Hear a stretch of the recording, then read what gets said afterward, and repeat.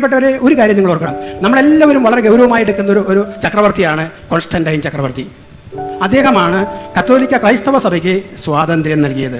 321 കാലഘട്ടമാണ് ഈ പറയുന്നത്.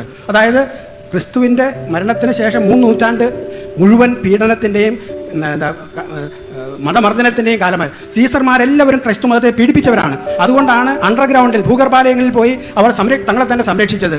ഈ പീഡനം അവസാനിപ്പിച്ച ആളാണ് കോൺസ്റ്റന്റൈൻ. അവസാനിപ്പിക്കുകയും അദ്ദേഹം ക്രിസ്ത്യാനിയാകുകയും ചെയ്തു എന്നാണ് പറയുന്നത്. അതാണ് ബിഷപ്പ് എബുസേബിയോസ് സെസാറിയ എന്ന് പറയുന്ന പണ്ഡിതൻ എഴുതിയിട്ടുള്ളതും. എന്തിനാണ് അദ്ദേഹം 321 ഞായറാഴ്ച ഒഴിവ് ദിവസമായി പ്രഖ്യാപിച്ചത്? നിങ്ങൾക്ക് എല്ലാവർക്കും അറിയാം, ഇന്ന് നമ്മളെല്ലാം സൺഡേ ആണ് നമുക്ക് ഹോളിഡേ. ലോകം എങ്ങും 7 ദിവസം പണിയെടുക്കുകയും 7-ാം ദിവസം വിശ്രമിക്കുകയും ചെയ്യുന്ന പാരമ്പര്യം മറ്റൊരു മതത്തിലുമില്ല, യഹൂദ മതത്തിലല്ലാതെ.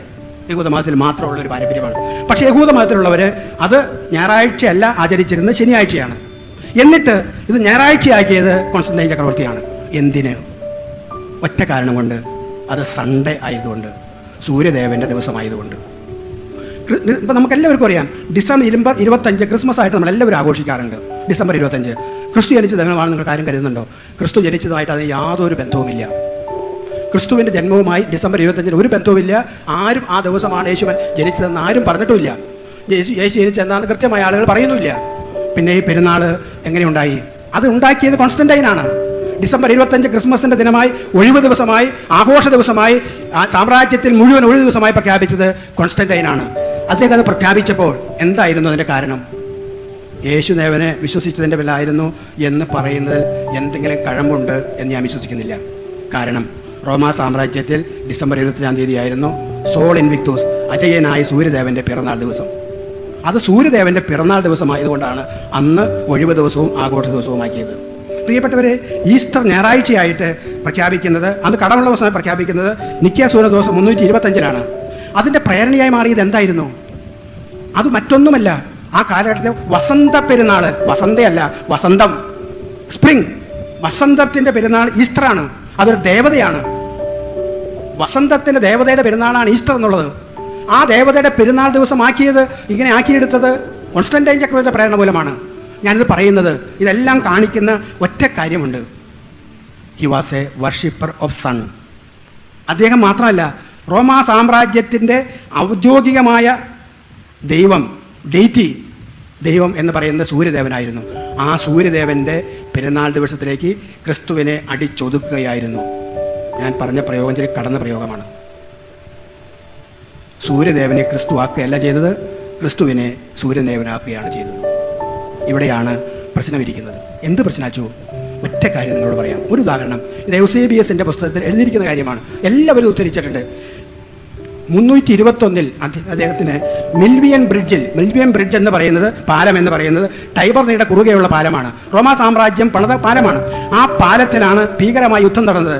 അത് മർസന്റ്യൂസ് എന്ന് പറയുന്ന ചക്രവർത്തിയുമായിട്ട്, എതിരാളിയുമായിട്ട് കോൺസ്റ്റന്റൈൻ യുദ്ധം നടത്തിയതാണ്. ആ യുദ്ധത്തിന് മുമ്പ് അദ്ദേഹം പ്രാർത്ഥിച്ചപ്പോൾ അദ്ദേഹത്തിന് വെളിപാടുണ്ടായെന്നും അദ്ദേഹം ദർശനം കണ്ടുവെന്നുമാണ്. എന്തായിരുന്നു ദർശനം? ആകാശത്ത് സൂര്യൻ്റെ മുകളിൽ അദ്ദേഹം കുരിശ് കണ്ടു. ആ കുരിശിന് താഴെ അദ്ദേഹം ഒരു ലിഖിതം വായിച്ചു. എന്തായിരുന്നു ഇവിടെ എഴുതിയിരുന്നത്? ആകാശത്തിൽ സൂര്യന് മുകളിൽ നിൽക്കുന്ന കുരിശിൻ്റെ താഴെ എഴുതിയിരുന്ന ലിഖിതമാണ് പ്രധാനമായി ഇൻ ഹോക് സീഞ്ഞോ വിഞ്ചസ്. ലാറ്റിനാണത്. റോമാ സാമ്രാജ്യത്തിൻ്റെ ഔദ്യോഗികമായ ഭാഷയാണ്. അതിൻ്റെ പച്ച മലയാളം, ഈ അടയാളത്തിൽ നീ ആക്രമിച്ച് കീഴടക്കുമെന്നാണ്. In this sign you shall conquer. പ്രിയപ്പെട്ടവരെ, കുരിശ് അന്ന് എന്തായി മാറി? നിങ്ങൾ ചിന്തിക്കേണ്ട ഒറ്റ കാര്യം അതാണ്. കുരിശ് എന്ത് സംഭവിച്ചു? കുരിശ് ആധിപത്യത്തിൻ്റെയും കീഴടക്കലിൻ്റെയും പ്രതീകമായി മാറി. അത് മാറ്റിയത് ആരാണ് എന്ന് ചോദിച്ചാൽ കോൺസ്റ്റന്റൈനാണ്. കോൺസ്റ്റന്റൈൻ ക്രിസ്ത്യാനി ആയിരുന്നില്ല അച്ഛാന്ന് ചോദിച്ചാൽ ആയിരുന്നു. പക്ഷേ അദ്ദേഹം തന്നെ അദ്ദേഹത്തിൻ്റെ ഭാര്യയെയും മകനെയും സഹോദരൻ്റെ മകനെയും കൊന്നിട്ടുണ്ടെന്നുള്ളതും ഒരു യാഥാർത്ഥ്യം തന്നെയാണ്. എന്ത് തരം ക്രിസ്ത്യാനിയായിരുന്നു അദ്ദേഹം എന്ന് എനിക്ക് പറയാനാകില്ല.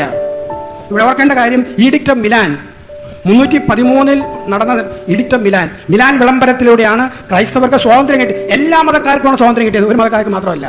കോൺസ്റ്റന്റൈൻ്റെയും അങ്ങ് 2 സാമ്രാജ്യത്തിൽ, ഈസ്റ്റേൺ എംപയറിലും വെസ്റ്റേൺ എംപയറിലും 2 സാമ്രാജ്യമായിരുന്നല്ലോ റോമാ സാമ്രാജ്യം. കിഴക്കും പടിഞ്ഞാറുമുള്ള 2 സാമ്രാജ്യം, രണ്ടിടത്ത് ഒരുപോലെ പാസാക്കിയ ഒരു വിളംബരമാണ് ഈഡിക്റ്റ് ഓഫ് മിലാൻ. 2 ഭാഷയിൽ, ഗ്രീക്ക് ഭാഷയിലും ലാറ്റിൻ ഭാഷയിൽ എഴുതിയ പ്രഖ്യാപനമാണ്. ആ പ്രഖ്യാപനം മുഴുവൻ ഈ വൈദികൻ വായിച്ചിട്ടുണ്ട്. അതിൽ നിങ്ങൾ ഓർക്കേണ്ട ഒരു കാര്യമുണ്ട്, ഒരിടത്തും ക്രിസ്തുവിൻ്റെ പേരില്ല. പേരുണ്ടാകണമെന്ന് പറയാനല്ല ഞാനത് പറഞ്ഞത്. അത് പേരില്ല എന്ന കാര്യം നിങ്ങൾ ശ്രദ്ധിക്കണമെന്ന് പറയാനാണ്. ക്രിസ്തുവിനെക്കുറിച്ച് യാതൊരു പരാമർശവും അതിലില്ല. അദ്ദേഹം അതിനുശേഷം 313 അതേ വർഷം റോമിൽ സകല സഭയിലുണ്ടായിരുന്ന മെത്രാന്മാരെ വിളിച്ചുകൂട്ടി നടത്തിയ ദീർഘമായ ഒരു പ്രഭാഷണമുണ്ട്. 25 അധ്യായങ്ങളുള്ള പ്രഭാഷണമാണ് കോൺസ്റ്റന്റൈൻ അവർ നടത്തിയത്. ആ പ്രഭാഷണങ്ങൾ മുഴുവൻ വായിച്ചാൽ അതിൽ ക്രിസ്തുവിനെക്കുറിച്ചോ ക്രിസ്തുവിൻ്റെ കുരിശിനെ അദ്ദേഹം മനസ്സിലാക്കിയെന്നതിന് യാതൊരു തെളിവുമില്ല. മറിച്ച് കുരിശൻ ക്രിസ്തുവും അദ്ദേഹത്തിന് ആധിപത്യത്തിൻ്റെയും ചക്രവർത്തിയുടെ അധികാരാധിപത്യത്തിൻ്റെ അടയാളവും ബിംബവും മാത്രമായിരുന്നു. പ്രിയപ്പെട്ടവരെ, ഇവിടെ നിങ്ങളോട് എനിക്ക് പറയാൻ ആഗ്രഹിക്കുന്ന ഒരു കാര്യമുണ്ട്. അദ്ദേഹത്തിൻ്റെ അതിനകത്ത് പ്രഖ്യാപിതമായ ദൈവസങ്കല്പം എന്തായിരുന്നു എന്ന് ചരിത്രകാരന്മാർ ചർച്ച ചെയ്യുന്നുണ്ട്. ആ ദൈവസങ്കല്പം കൃത്യമായി പറഞ്ഞാൽ സിൻക്രറ്റിസ്റ്റ്, പല മതങ്ങളെയും ഒന്നിച്ച് കൂട്ടിക്കലർത്തി ഒരു മതമാക്കുന്ന ഒരു സങ്കര മതത്തിൻ്റെ രൂപീകരണമായിരുന്നു. ഈ സങ്കര ചിന്ത വ്യാപകമായി റോമാ സാമ്രാജ്യത്തിൽ ഉണ്ടായിരുന്ന കാലഘട്ടവുമായിരുന്നു അത്. നിങ്ങൾ ഓർക്കേണ്ട ഒരു കാര്യമുണ്ട്. വളരെ പ്രസിദ്ധനായ നെയോപ്ലാറ്റോണിക് ചിന്തകൻ പ്ലോട്ടീനസ് എന്ന് പറയുന്ന അദ്ദേഹത്തിൻ്റെ സഹപാഠിയായിരുന്ന ആളായിരുന്നു ഒരിജൻ, സഭാപിതാവായ ഒരിജൻ. അദ്ദേഹത്തിൻ്റെ അമോണിയ സാക്കാസിൻ്റെ സ്കൂളിൽ പഠിച്ച സഹപാഠികളായി പഠിച്ച 2 പേരാണ് പ്ലോട്ടീനസ് എന്ന് പറഞ്ഞ പ്ലാറ്റോണിക് ചിന്തകനും ഒറിജിൻ എന്ന് പറഞ്ഞ ക്രൈസ്തവ ചിന്തകനും.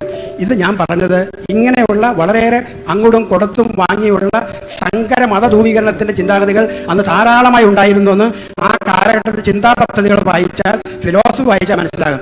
അതിൽ പ്രകടമായി കാണുന്നത് ദൈവം ഒരു പ്ലാറ്റോണിക് ദൈവമാണ്. പ്രിയപ്പെട്ടവരെ, ഇതൊക്കെ നിങ്ങളോട് ഈ 4 മണി നേരത്ത് പറയുന്നത് ഉചിതമല്ലെന്ന് എനിക്കറിയാം. പക്ഷെ ഒരു കാര്യം നിങ്ങൾ ഓർക്കുക, പ്ലാറ്റോണിക് ദൈവം എന്ന് ഞാൻ പറഞ്ഞാൽ ആ ദൈവം പ്രകാശമാണ്. പ്ലേറ്റോയുടെ അലഗറി ഓഫ് ദ കേവ്, ഗുഹയുടെ ഒരു ഉപമയുണ്ട്.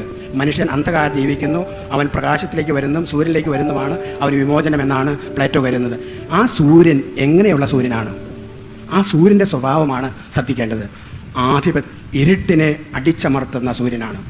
ഒരിടത്തും നിന്നും വെളിച്ചത്തിൽ രക്ഷപ്പെടാൻ പറ്റാത്ത ആധിപത്യത്തിൻ്റെ സൂര്യനാണ്. ആ സൂര്യാധിപത്യത്തെക്കുറിച്ചാണ് ഇന്നത്തെ കണ്ടംപററി ഫിലോസഫിയിൽ ഗൗരവമായി ചർച്ച നടക്കുന്നത്. അവിടെയാണ് നിങ്ങളോട് എനിക്ക് പറയാനുള്ളത് കണ്ണിനെക്കുറിച്ച്.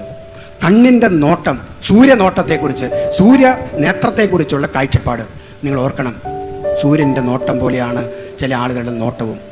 നോട്ടം എത്ര തരം ഉണ്ടാകാം. നമ്മൾ കണ്ണിനെക്കുറിച്ചാണ് പറയുന്നത്, കാഴ്ചയെക്കുറിച്ചാണ് പറയുന്നത്. കണ്ണിൻ്റെ നോട്ടം ക്രൂരമായ നോട്ടമുണ്ട്, കോപത്തിൻ്റെ നോട്ടമുണ്ട്, കാമാതുരമായ നോട്ടമുണ്ട്, കൊച്ചാക്കുന്ന നോട്ടമുണ്ട്, കൊലപാതകത്തിൻ്റെ നോട്ടമുണ്ട്. ഇതെല്ലാം എൻ്റെ കണ്ണിന് കഴിയും. ഈ നോട്ടത്തിൻ്റെ ദൈവമാണോ നമ്മുടെ ദൈവം? നമ്മെ കൊച്ചാക്കുന്നവനാണോ? നമ്മെ തുണിയഴിക്കുന്നവനാണോ? നമ്മെ വെട്ടിയരിയുന്നവനാണോ? നമ്മെ കത്തിക്കുന്നവനാണോ? അങ്ങനൊരു ദൈവത്തെക്കുറിച്ചാണോ നമ്മൾ കരുതുന്നത്? തീർച്ചയായിട്ടും നിങ്ങൾ ചിന്തിക്കണം.